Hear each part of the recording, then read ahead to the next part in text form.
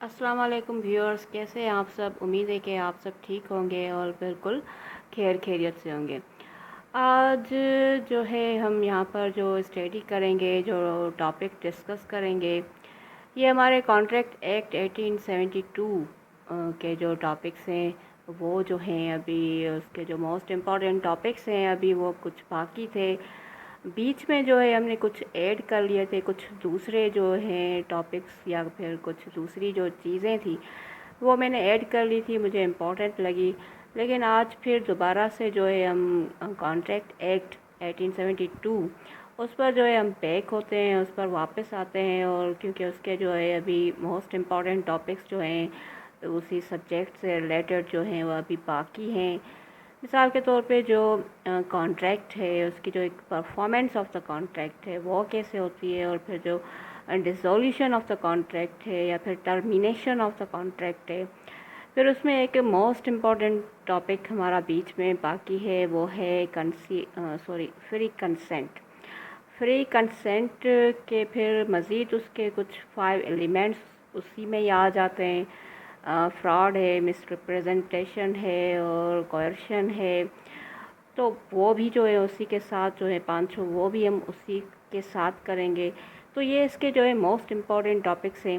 लेकिन आज हम यहाँ पर जो टॉपिक डिस्कस करेंगे वो है कंसीडरेशन। अब आपको पता है कि कॉन्ट्रैक्ट को मेकअप करने के लिए जो है उसके लिए बुनियादी तौर पे 3 चीज़ों का होना जो है उसके जो एसेंशियल है, ज़रूरी है। एक तो था ऑफ़र और फिर एक्सेप्टेंस, और फिर जो तीसरी जो उसमें जो मेन जो चीज़ बाकी बचती है वो है कंसीडरेशन। यानी कि दो जो है ऑफ़र एक्सेप्टेंस वो हमने स्टडी कर लिए थे और उसी के ऊपर जो है वीडियो मैंने बना ली थी। अगर आपने नहीं देखी थी वो वीडियो मेरी, तो इसी वीडियो के डिस्क्रिप्शन में जो है आपको वो आसानी से मिल जाएगी। तो फिर उसको तो हमने डिटेल से कर लिया था, लेकिन अब आज हम यहाँ पर जो डिस्कस करेंगे ये कंसीडरेशन, जो उसका जो बाकी जो फैक्टर बच जाता था कॉन्ट्रैक्ट का, उसी को आज हम यहाँ पर डिस्कस करेंगे। अब बाज़ार जो है ये चीज़ें जो है बड़ी मतलब लगती हैं ऐसे बिल्कुल सी कॉमन सी लगती हैं या फिर वो माइनर सी लगती हैं, लेस इम्पॉर्टेंट सी। लेकिन हमारे एग्ज़ाम्स में और फिर जो हमारी प्रोसीजरल प्रैक्टिस है उसमें ये काफ़ी मैटर करती हैं। और फिर मैं हमेशा कहती हूँ कि अगर आपका बेस अच्छा ना हो और बेसिक जो चीज़ें हैं वो अगर क्लियर से हमें मालूम ना हो, तो फिर क्या है कि आगे की जो सारी केमिस्ट्री है वो जो है हमें सॉल्व करने में बड़ी जो है एक दुश्वारी पेश आती है। तो इसलिए जो है बाज़ार जो है छोटी छोटी चीज़ें लगती हैं, लेकिन या छोटे छोटे टॉपिक्स लगते हैं, लेकिन ये इनफैक्ट मैटर्स करते हैं, इनफैक्ट एक जो है अहमियत रखते हैं हमारे एग्ज़ाम्स में और हमारे मतलब एक तरह का एक बेस है। तो आइए हम इसको समझते हैं। इससे रिलेटेड जो है कौन कौन से जो है रूल्स हैं, प्रिंसिपल्स हैं जो कॉन्ट्रैक्ट एक्ट जो है हमें बताता है कंसीडरेशन से रिलेटेड। और फिर ये भी पढ़ेंगे कि जो एक्सेप्शंस हैं कंसीडरेशन से रिलेटेड, कॉन्ट्रैक्ट एक्ट जो है वो कौन कौन सी जो है कुछ एक्सेप्शंस भी बताता है हमें एक फिक्स्ड वे में, उनको भी हम पढ़ेंगे। तो लेट्स हम इसको स्टार्ट करते हैं। तो it is a Latin word which means something in return. यानी कि जो कंसीडरेशन है, कंसीडरेशन का मतलब होता है बदल।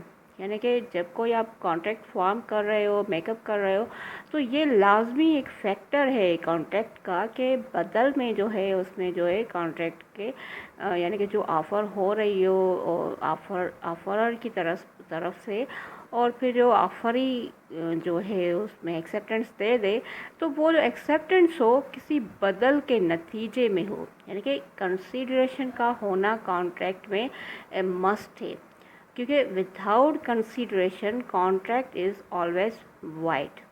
ठीक है। अब इसकी कुछ एक्सेप्शंस हैं वो आगे पढ़ेंगे, लेकिन usually without consideration contract is wide. तो अब इसका मतलब इसको जो हमने पढ़ा कि it is a Latin word which means something in return. अब इसका यही मतलब है कि जो कंसिडरेशन है, ये एक लातीनी जो वर्ड है उससे माखूज है, जिसकी जो मायने है वो है समथिंग इन रिटर्न, यानी कि कुछ ना कुछ बदल में हो जो आप कॉन्ट्रैक्ट मेकअप कर रहे हो. इट मस्ट बी मूव्ड और decided by the promisor to the promisee, but in certain cases from the promisee to. यानी कि जो ये बदल है या जो कंसिडरेशन है ये हमेशा जो प्रोमाइसर है, जिसको हम ऑफरर कहते हैं, उसकी तरफ से दिया जाना चाहिए, और किसको? प्रोमाइसी को, जो एक्सेप्टेंस दे रहा है. लेकिन सर्टेन केसेस में क्या है कि जो एक प्रोमाइसी है वो भी जो है उसका जो है कंसिडरेशन जो है वो पे कर सकता है.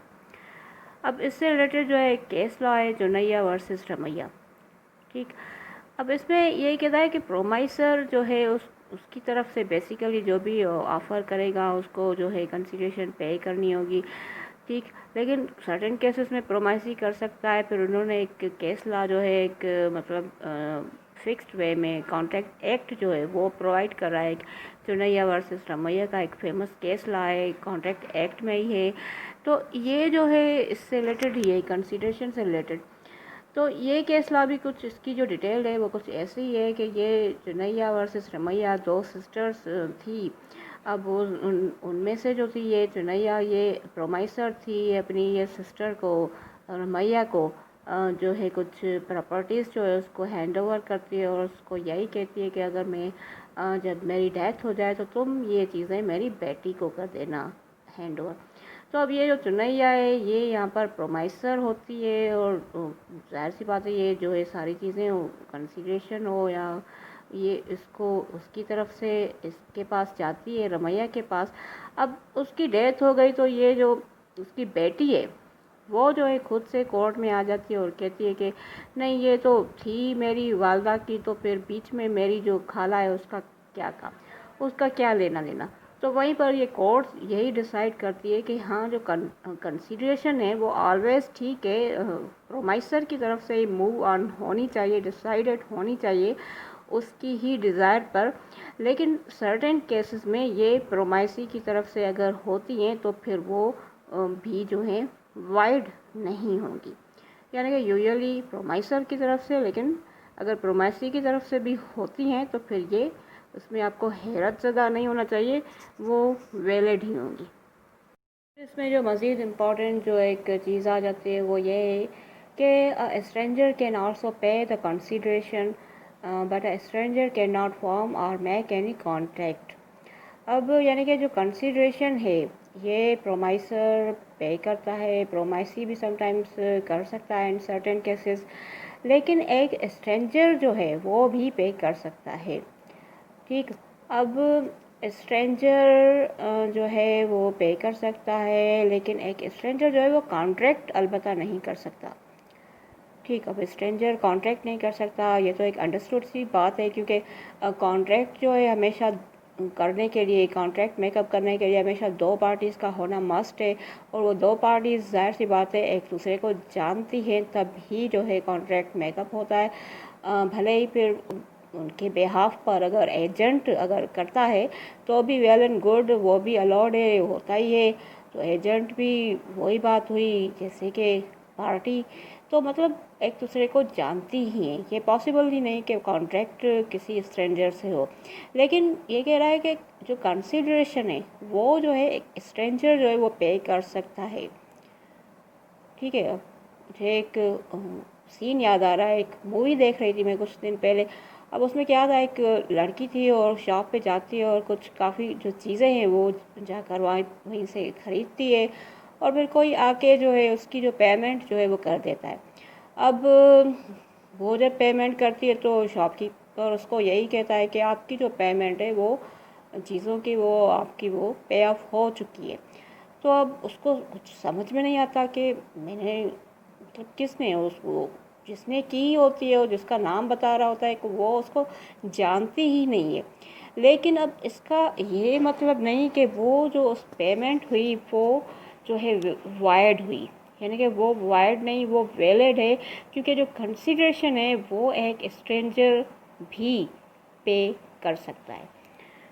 तो इस पर यहाँ पर एक और चीज़ आ जाती है, प्रिविटी ऑफ द कॉन्ट्रैक्ट, यानी कि जो कॉन्ट्रैक्ट है वो जो है कोई स्ट्रेंजर नहीं कर सकता, क्योंकि दो पार्टीज़ के बीच का जब मामला होता है तो फिर तीसरी जो पार्टी है उसमें ना तो इंटरफेयर कर सकती है, ना ही उसमें जो है कोई लिटिगेशन, कोई केस वगैरह कर सकती है। तो इसी को कहते हैं प्रिविटी ऑफ द कॉन्ट्रैक्ट, यानी कि जब दो बंदों के चीज़ में बंदों के माबैन कोई मामला हो तो तीसरी जो पार्टी है, तीसरा शख्स कोई जो है वो इंटरफेयर नहीं कर सकता। उसी को कहते हैं, इसी रूल को कहते हैं प्रिविटी ऑफ कॉन्ट्रैक्ट। तो कॉन्ट्रैक्ट जो है स्ट्रेंजर नहीं कर सकता, और लेकिन कंसिडरेशन जो है वो एक स्ट्रेंजर जो है वो पे कर सकता है।